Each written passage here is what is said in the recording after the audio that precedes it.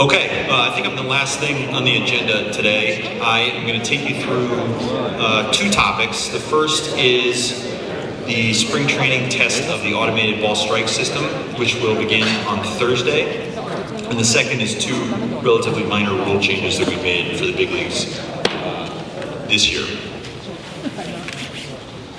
Okay, so ABS, which is short for the automated ball strike system, is a technology system we've been testing in the minor leagues dating back to 2021.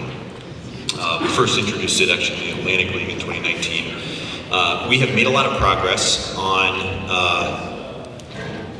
the way the system works and also the way we weave the system into the gameplay. And we're at a point in AAA where we have a system that the players like, the coaches like, the umpires like, the fans like, and the next step in that process is to expose the system to our major league players and staff and umpires. So that is what we're going to be doing this spring. The goal of the test is to determine whether ABS is suitable for the major leagues and to identify any tweaks that we'd like to make for the 2025 season in AAA, where we'll be running it again in AAA. We will not be using ABS in the major leagues this season. The test will conclude at the end of spring training. All right, so here's how it works. It's pretty simple. Each team will begin the game with two challenges, and those challenges get retained as long as you're correct. So the pitcher, the catcher, or the hitter are the only players that are allowed to challenge. Challenges cannot come from the bench and cannot come from any other players.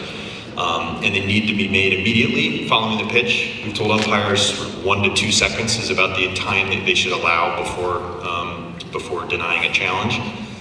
And once the challenge occurs, you'll see the umpire announce that a challenge has happened, and then we will play on the video board and on the broadcast a graphic showing the pitch location. So I'm going to give you an example of what this looks like. This is from a AAA game last summer in St. Paul, Minnesota. So the pitch is called a strike. The hitter will tap his helmet, that's the sign to challenge. The umpire will turn around, announce that the pitch is being challenged. We will then show this graphic, revealing the pitch location. So it's a ball, obviously overturned. The umpire will turn around, announce the new count, and off we go again. That's the whole process. So it's pretty quick. It takes about 17 seconds on average, although we got pretty fast toward the end of the AAA season last year. Hopefully we'll be a little quicker than that using the big league technology. But that's what I usually expect to see in the ABS games. We do not have the ability to run ABS in all of the spring training facilities. The ABS system requires a installation of a camera system that we just do not have in all of the ballparks. So the ballparks that are in blue squares here, or blue rectangles, are where we have the technology, and all of the games played in those ballparks will use the ABS challenge system for both teams. So here in Arizona, that's the 5 two-team facilities, and then in Florida, it's the facilities that host Florida State League games during the regular season. So all in, it's going to be about 60% of the spring training games will be played with this challenge system in place. Because of the different ballpark issue, not every team is going to get exactly the same amount of experience with ABS, but every team will get some experience getting the system, and obviously those that play in ABS ballparks will get significantly more. So I just wanted to say a word about 2 issues that have been sort of the most difficult for us in the testing process. The first is the format, what we call the format. You know, how do you take this technology and weave it into the gameplay in a way that adds to the experience for fans, that minimizes unintended consequences, and improves the game as much as possible.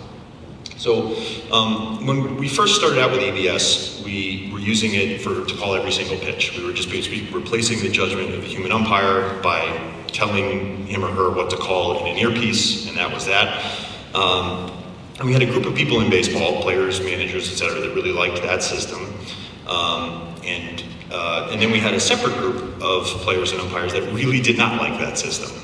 Felt like it just was too big a change for baseball, it was unnecessary, it was just an overreach of technology that we didn't need in the game. So what we came up with to compromise on that issue was this challenge system, where instead of running the tech to call every single pitch, we will focus the use of the technology on the handful of most impactful high leverage pitches over the course of the game, and we'll let the players decide which pitches those are.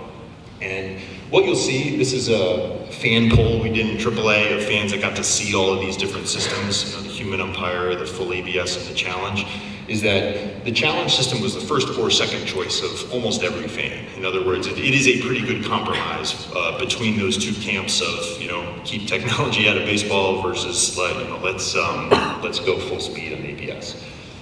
And that result holds actually with the on-field personnel.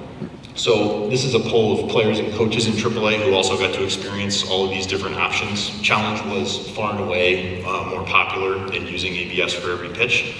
You hear some very interesting reasons for that, one of which being some of the unintended consequences of completely replacing the judgment of the human umpire. Take, for example, the catching position, right, where a lot of the catcher's value is the way that they receive and present pitches to umpires, and that is completely eliminated, obviously, in a full ABS system. So I'm going to show you a little bit of data to wrap up here about what we saw in AAA and were we to do this in the big leagues, what we would expect to see in the big leagues. So first off, how many challenges? You see about 4 challenges per game, sometimes more, sometimes less. But when you give each team 2, that's about, on average, the number.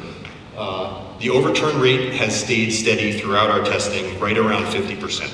In other words, no strike zone that we've tried, no format that we've tried has that rate moved much above or below 50%, which is pretty interesting given that this is just the subset of pitches that are most controversial and most, that the players feel strongly about, that the umpires are still right 50% of the time. You also see in AAA that challenges, each team adopts a framework to help their players decide whether to challenge or not, right? And each team will do it a little differently, and in spring training you may see something a little different than you would see in the regular season. But in AAA, the challenges tend to get focused toward the end of games and toward the end of at-bats. And the math supports that approach because the challenge really is about trying to overturn a high leverage pitch rather than a miss, right? So typically the players will, or teams will adopt rules like you can't challenge until you have 2 strikes, or the pitchers aren't allowed to challenge, it has to be the catcher, or every team will have sort of their own approach to this. What we've asked clubs to do for spring training purposes is just start challenging, right? We just want to get people some reps of experiencing the system and seeing how it feels, particularly how the strike zone feels. And on the number of challenges, we were able to ask fans in AAA who, again, experienced a lot of this type of baseball, how many challenges do you like to see in a game? And you see something that's kind of intuitive, which is the ABS challenge adds a fun entertainment element to the game to a point, until you have too many and it starts to drag the pace a little bit and the rhythm of the game, and it becomes tedious. And so what we've seen fans really want is they want those crucial pitches overturned, but they don't want this to become too expansive within the game because of its effect on rhythm.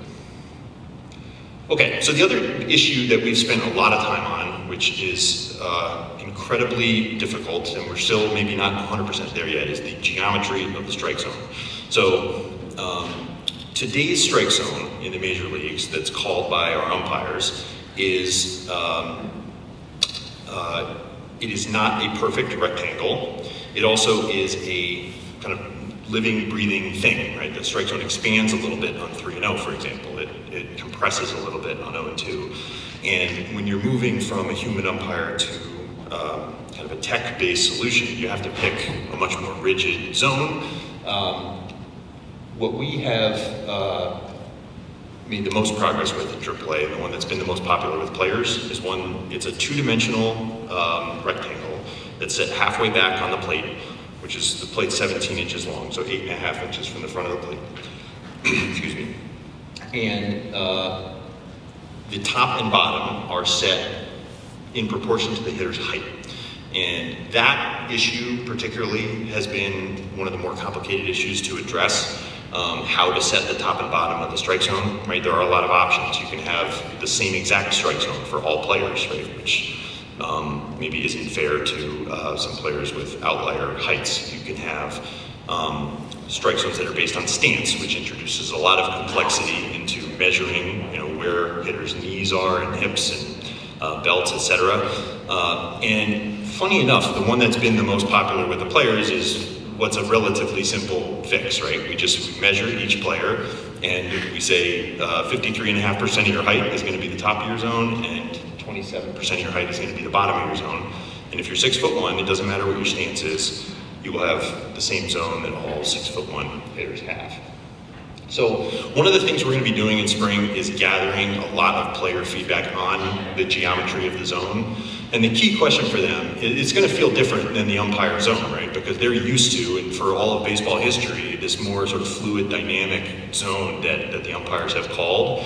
And this is not that, right? This is a rigid, fixed point in space. So each dugout is going to have iPads where players can register complaints with us about particular pitches, whether they think we have the zone set up correctly. And we're going to use that information to potentially make tweaks if we need to for the minor league season. One other entertainment element I just wanted to flag that we're thinking about, again, if this ever came to the big leagues, is the strike zone box that we display on broadcast and on our app probably is inconsistent the way we currently do it with the challenge system, and I'll explain why, right? So that video that I showed you from AAA where the players are challenging the pitch and then everybody together, right, the players, the umpire, the fans, finds out whether it was a ball or a strike, right? You take a lot of the drama and excitement out of it if the fan can see up front that that pitch was a strike. It sort of obviates the need for the challenge. And then there's a secondary issue, which is cheating, right? So there are monitors, big screen televisions all over our ballparks that display the feed of the game. And it wouldn't be that hard if this box was up there for fans or anybody to yell to the players, right? To challenge the shot. And that's not something we want either. So what we're doing in spring training is we're going to test out a couple different ideas. One is to show the box but not show where the ball was. The second is to show the ball but not where the box was. And then the third is to remove some of the edges from the box and show, this has actually been done on some broadcasts, just the corners of the box. Again, just to try to address that issue. And we're going to mess around with a couple ideas in spring, but that's one other thing that we're going to be testing to try to identify the best way to do that. Yes, I'm happy to answer any questions anybody has. At this point, what would prevent it from being the majors in 26? What are you concerned about? So I think I know our process is going to be to digest the results of this test, speak to the players and the coaches, and then come back to the competition committee with a report on how this spring went. And I think that the task for me and my staff has been to develop a system that works well and that all of the various constituencies in baseball prefer to the status quo. I think we're there in the minor leagues, but this is a big step, obviously, as the commissioner mentioned, to the big leagues. Would teams get an extra challenge? Would teams get an extra challenge and extra innings, like we get extra mound visits? We haven't really addressed that issue in spring because we don't play extra innings, but Joe's here somewhere. You could remind me if we do that in the minor leagues. I think we do. We don't. Okay, it's 2 no matter what. Joe is our expert. Okay, it's 2 no matter what in the minor leagues. Yes, Jordan, right here. Let's start from misunderstanding about the strike zone box, but isn't that dependent on the broadcast? Isn't that at their discretion, or is that something that you guys would try and kind of overrule in terms of what kind of box? Because every broadcast shows the box. Has a different, yeah, right. So my understanding is they present the box based on data that we provide to them. So, and we actually were talking to the broadcasters about this issue a couple weeks ago in New York, and you know, they're on board. They would just want to find a way to present the game in an exciting way, given that this might be a part of it, but we don't really have a solution yet. Or standing back to your left with Jeff.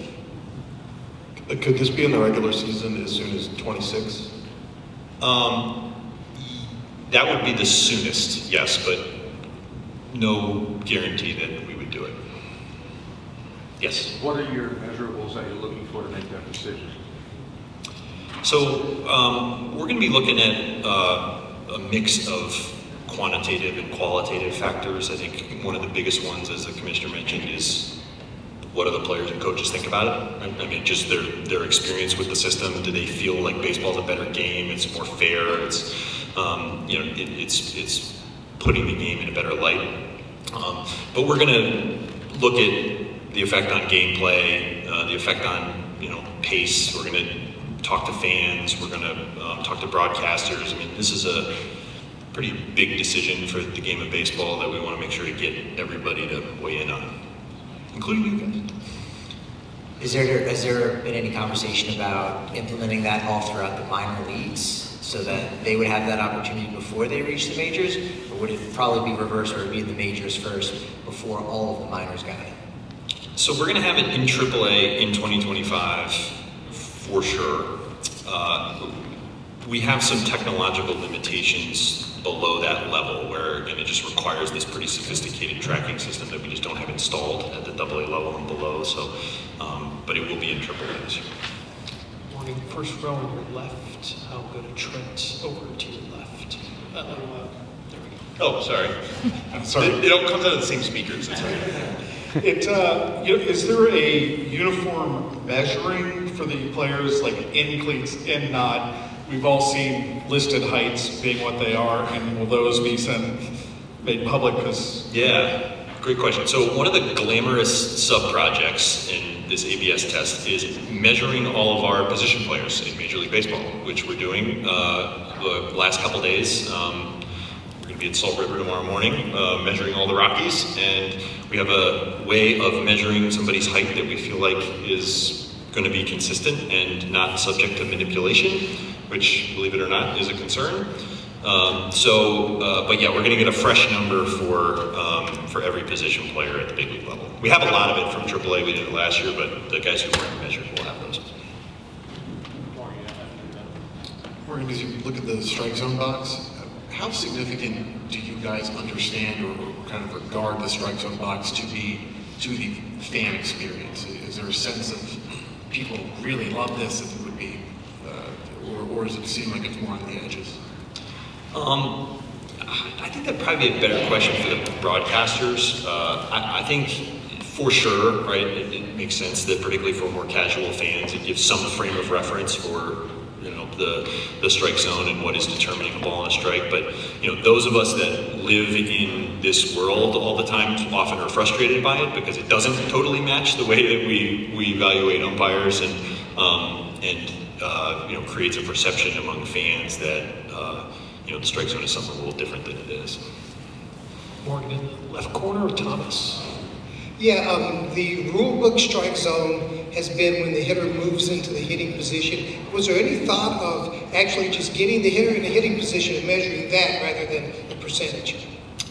There was, and there are a couple different ways to do that.